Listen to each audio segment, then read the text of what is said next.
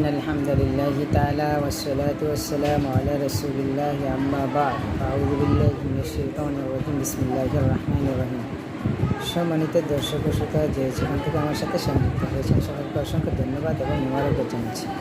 আমি অত্যন্ত সুন্দর এবং অত্যন্ত গুরুত্বপূর্ণ একটা টপিক নিয়ে হাজির হয়েছি।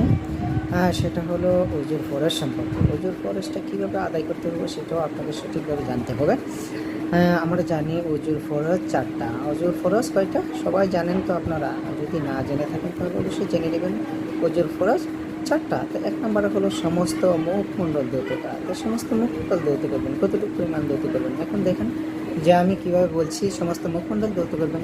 আপনি দেখেন মুখের উপরের দিক দিয়ে এখানে কপালের উপরে চুল আছে, এই চুলের গোড়া থেকে ধরে এই কানের লতি পর্যন্ত, তারপর এদিক দিয়ে ধরুন নিচ পর্যন্ত আপনার সমস্ত মুখমণ্ডলটা একবার ধৌত করে নেবেন। যদি আপনার সঠিকভাবে ধৌত করে নেন তাহলে আপনার ওজুর ফরজটা সঠিকভাবে আসবে। আর যদি মনে করেন চুল পরিমাণ কোথাও বাকি থাকে তাহলে কিন্তু ওজুর ফরজটা আদায় হবে না। সুতরাং আপনারা বুঝতে পারছেন যে তার সীমানা বা পরিমাণ কতটুকু অবশ্যই আপনারা আদায় করে নেবেন। 2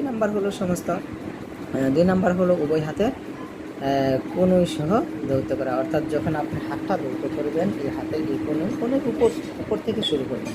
কনুর উপর থেকে শুরু করলে সমস্তটা কনু, এবার ডান হাত তারপর বাম হাত, এইভাবে সমস্তটা ধৌত করে দেবেন। 3 নম্বর হলো মাথার 4 ভাগের 1 ভাগ মাসে করা। অর্থাৎ যখন আপনার মাথা মাসে করবেন তখন আপনার মাথার 4 ভাগের 1 ভাগ, প্রয়োজনে আপনি সম্পূর্ণটা একবারে দিয়ে এইভাবে কানের ভিতরে আঙ্গুল দিয়ে আঙ্গুল ঘুরিয়ে এইভাবে নিয়ে আসতে পারেন। তারপর গাল মাসে করতে পারেন। আপনার সমস্ত ফরজ সহ সুন্নত মুস্তাহাব সব কিছু আদায় হয়ে যাবে। তারপর হচ্ছে আপনার 4 নম্বর হলো উভয় পায়ের টাকনু সহ ধৌত করা। তাহলে উভয় পায়ের টাকনু অর্থাৎ পায়ের মধ্যে যে গিরাইল আছে, গিরাইলের উপর পর্যন্ত ধৌত করবেন যাতে একটুও বাকি না থাকে। আপনারা আশা করি এখান থেকে কিছু শিখতে পারছেন। ইনশাল্লাহ আপনারা শিখে থাকবেন ইনশাল্লাহ। আসসালামু আলাইকুম।